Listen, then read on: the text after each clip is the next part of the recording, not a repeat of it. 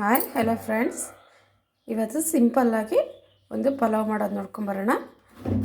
ಪಲಾವ್ಗೆ ಬೇಕಾಗಿರೋ ಐಟಮ್ಗಳು 4-5 beans, 3-4 carrot, 1 tomato, 1 ಈರುಳ್ಳಿ, ಸ್ವಲ್ಪ ಬಟಾಣಿ.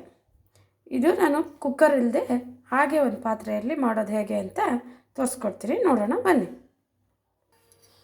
ಆಗ ಒಂದು ಪಾತ್ರೆಗೆ ಇಟ್ಟು ಅದಕ್ಕೆ ಒಂದು 5-6 ಟೇಬಲ್ ಸ್ಪೂನು ಆಯಿಲ್ ಹಾಕಿದ್ದೀನಿ. ಆಯಿಲು ಸ್ವಲ್ಪ ಕಾಯಿಲೆ.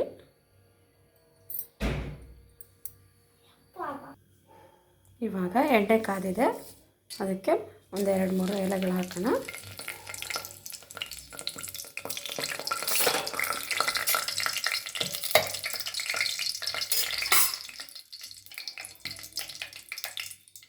ನಂತರ ಈರುಳ್ಳಿ ಹಾಕೋಣ.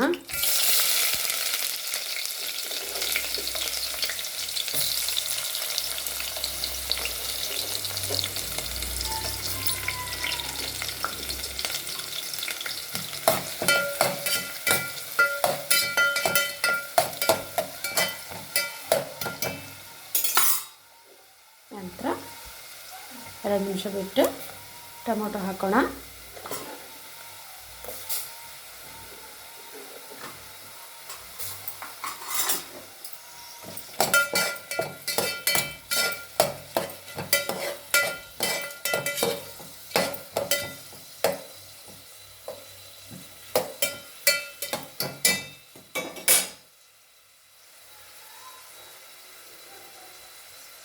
ಕಟ್ ಮಾಡಿರೋ ಬೀನ್ಸು, ಕ್ಯಾರೆಟು ಹಾಕೋಣ.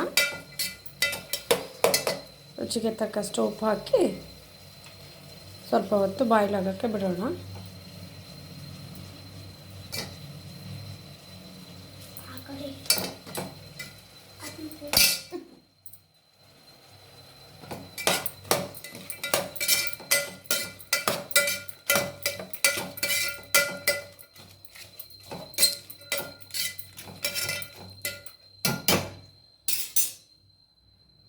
ಇವಾಗ ಒಂದು ಪ್ಲೇಟ್ ಮುಚ್ಚಿ ಬಿಡೋಣ.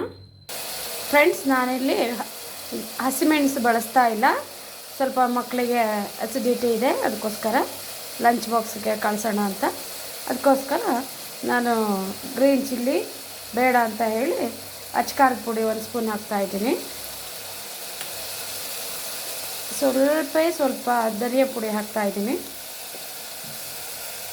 ಸ್ವಲ್ಪ 1/4 ಸ್ಪೂನಷ್ಟು ಅರಿಶಿನ ಪುಡಿ ಹಾಕ್ತಾಯಿದ್ದೀನಿ.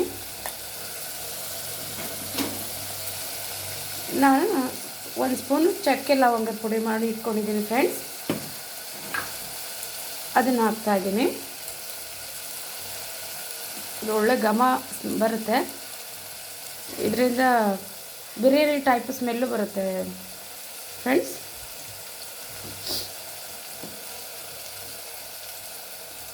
ಇವಾಗ ಇದನ್ನು ಚೆನ್ನಾಗಿ ಮಿಕ್ಸ್ ಮಾಡಿ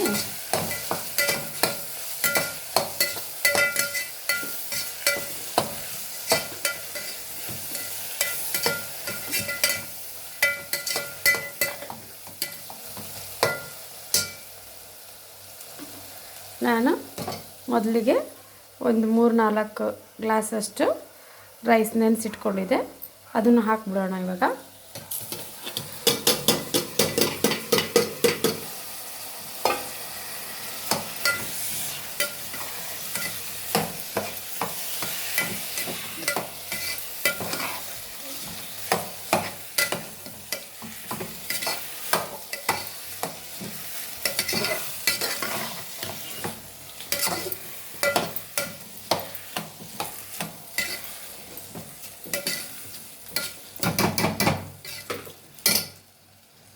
ಇದು ಸಿಂಪಲ್ ಆದ ಪಲಾವ್ ರೆಸಿಪಿ. ಸ್ವಲ್ಪ ಫ್ರೈ ಆಗಲಿ ಆಯಿಲಲ್ಲಿ.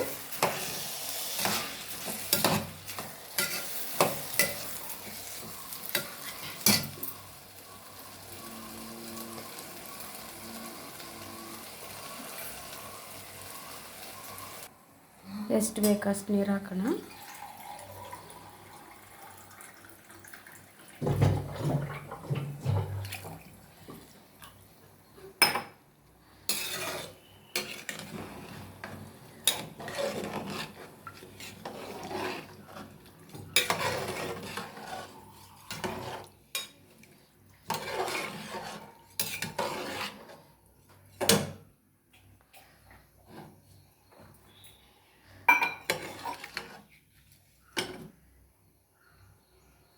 ರುಚಿಗೆ ತಕ್ಕಷ್ಟು ಉಪ್ಪು ಹಾಕಿ ಪ್ಲೇಟನ್ನು ಮುಚ್ಚಿಬಿಡೋಣ.